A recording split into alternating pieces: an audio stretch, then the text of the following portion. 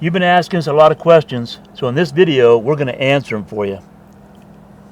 Diane and I have been full-time RVers now for over 11 and a half years. We get asked a lot of questions, and a lot of the questions are the same questions over and over and over again. So we thought we'd shoot a video and answer some of those questions, and actually this will probably be a 2 or 3 part video because we know from a survey we've done that you enjoy videos that are only 15 minutes to 20 minutes long, and we're going to try and stay in that. So we won't drag this on. I have a timer set for 10 minutes, and Diane's going to start asking me some questions, and we'll get some answers to you. All right, what's the first one? How do you get mail? How do we get mail? Okay, so we use a mail forwarding service in Oregon. Actually, the name of it is just Mail Forwarding Services of Oregon, and they've been in business since 1988, I believe. So they charge us a flat fee of $160 per month, and then we pay postage on top of that. So whenever we contact them, we send them an email. We say, hey, send us whatever mail we have to this address, and they just ship the mail to us. And on the envelope, they always say how much remaining we have in the account for postage. And if we get down too low, we write them a check. We send them a check for postage, and we carry on. There's a number of places around the country that have this mail forwarding services. America's Mailbox, I believe it is, up in South Dakota is very popular. The Escapees Club has a mail forwarding service that's very popular, but there's a bunch of them around the country, easy to find. Next question. How do you deal with internet on the road? Okay, how do we deal with internet on the road? That's an evolving thing, and it will probably always be an evolving thing. So we first hit the road, we had a couple cell phones, and we used the hotspot. We found out that wasn't enough data for us. So then we went to an outfit called Millennicom, and Millennicom was a third-party outfit. And anytime you deal with a third party, there you risk them going away. And that's what happened. They went away. So then we went to a hotspot with Verizon. It was a limited hotspot. We found out that wasn't enough data. Then Verizon came up with a 4G truly unlimited plan. And we had that 4G hotspot with Verizon for years, and we thought that was a great thing. Perfect for us. 4G was plenty because we don't work from the road. Until T-Mobile came out with their unlimited home entertainment system. Now, that system was meant to be used in a set location, but we knew people were traveling the country and having good luck with it. They weren't enforcing the geo-fence. I'm not that techie, but the geo-fence feature. But right now, they've decided that within 2 weeks of this date we're shooting this video, they're going to start enforcing that geo-fence. So we will probably be looking for another provider. To keep the same service with T-Mobile and move around like we do is going to cost us $160 a month. I guarantee you we're not going to pay $160 a month. So we will find out what we're going to do later. If you have any ideas, leave them below in a comment below, and we'll go from there. Anyway, next. Do you travel with a pet? We travel with pet. We do not travel with a pet now. We had a golden retriever when we first hit the road. His name was Jack, and he was a good old boy. Having a pet traveling, it can be a challenge. Jack was a rescue, and he never was very well socialized with other dogs. So he created a challenge for us, but that's okay. He was a family member. But once Jack went away, we have not gotten another pet. And I think as long as we're living this lifestyle, I think we've decided we will not have a pet until we're stationary again. Yeah. Next. Do you miss not having friends on the road? Well, hey, look, we miss seeing the friends we had, or still have, but that we had when we had our sticks and bricks. But we stay in contact with those people. We, there's Facebook and social media platforms that we still stay in contact with all those people. And then we describe ourselves as, what? Snowballs. So as we roll around the country, we keep on picking up more and more friends. Our circle of friends now is huge compared to what it was when we lived in a neighborhood or on property in a sticks and bricks and working, right?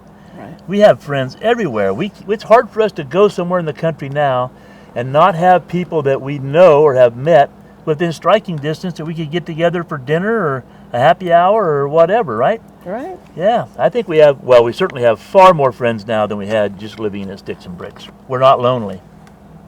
Next. What's best, Class A or a fifth wheel? Well, everybody's going to say what they own is the best, right? But for us, we lived and traveled full-time in 2 different motorhomes, Class A's, for roughly 6 years, between the 2 of those, 6 or 7 years, I guess. Loved it. Then we changed the way we traveled. We started sitting more in one location.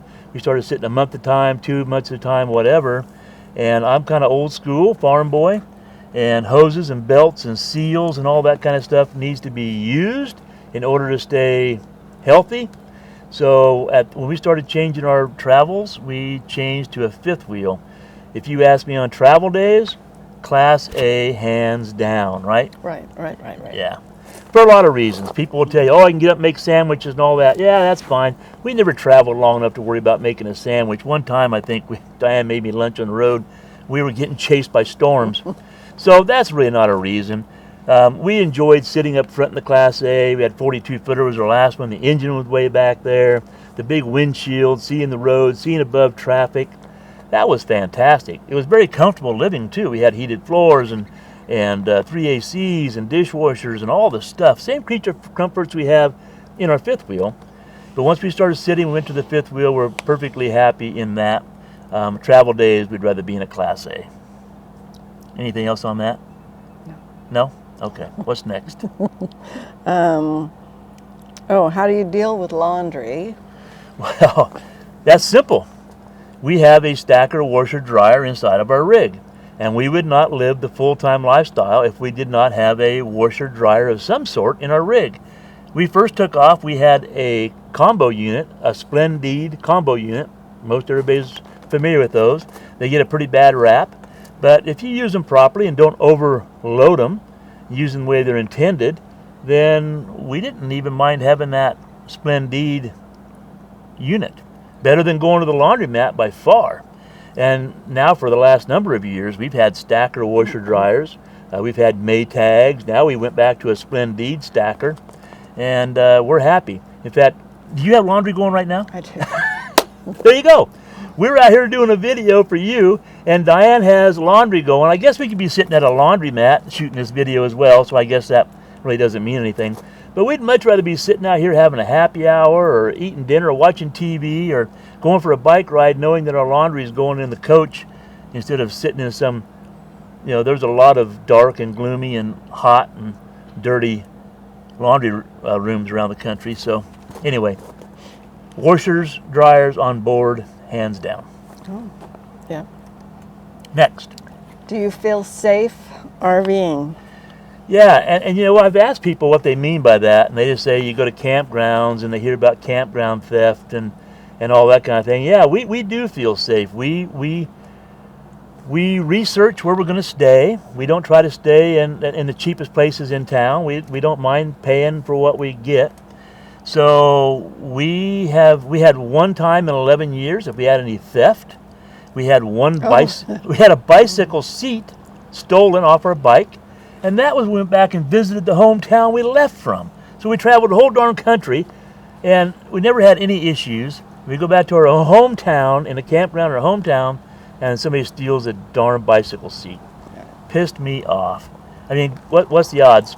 And then we boondock. We boondock out in the middle of the desert, out in the middle of the national forest, and we have always felt safe. We've had a couple people come up on us out in the middle of nowhere. We wonder where they come from, But they were always friendly. But yeah, they were always friendly. Nothing ever happened. So now, 11 and a half years on the road, did we feel safer 11 years ago?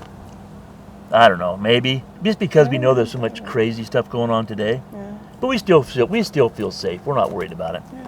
What's that? I'm just kidding. Nothing's coming. Oh, jeez.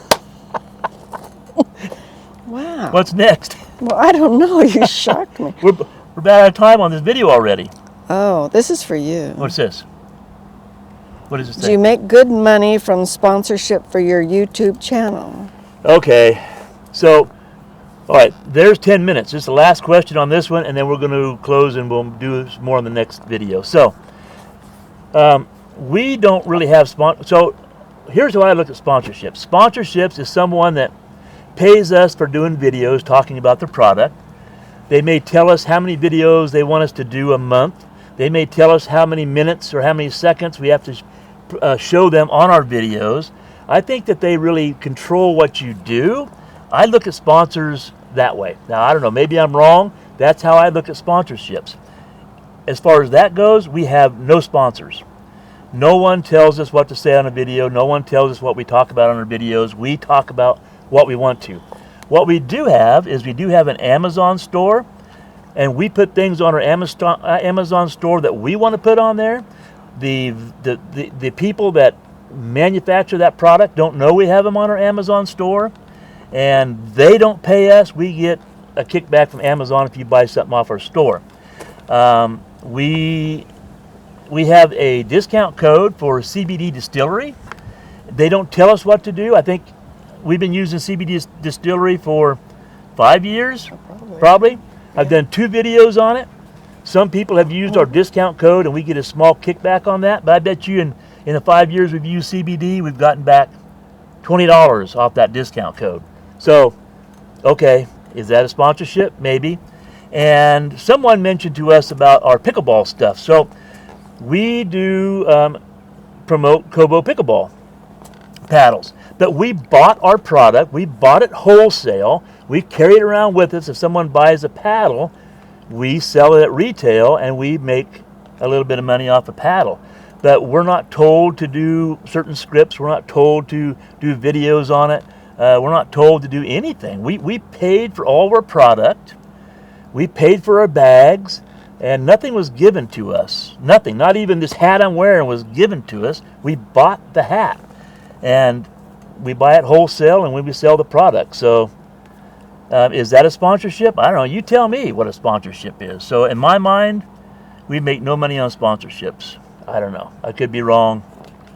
And as far as YouTube, we don't make very much money on YouTube. We make well under $100 a month on our YouTube videos. We're not a big channel. We're a small channel, and we don't have a lot of viewers, so nobody's going to pay us to promote their product. We're so small, they don't care about us. They're not going to send us a widget of any kind. And like I said, we make under $100. We've never made over $100 on our YouTube videos in a month's time ever. I'm going to celebrate if we ever make over $100. Okay, the timer went off. I'm already breaking my rule. Yep, it's been 10 minutes. That's how many questions we have. So what we're going to do, we're going to shoot another video, and we're going to do the same thing. We're going to have 10 minutes of questions, then we're going to close out. That way you don't have long, drawn-out videos. And how many videos we're going to do? This is going to be a 5 or 6. That was a couple long answers. We're going to be by 5 videos. But anyway, you'll see them all added up. Anyway, as always, if you enjoyed this video at all, how about a thumbs up? Consider subscribing. Leave us a comment down below. If you have any questions you want us to answer in upcoming videos, leave them below in the comment section, and we will answer them. All right, that's it. Have a great day. Happy trails. We'll see you in the next video.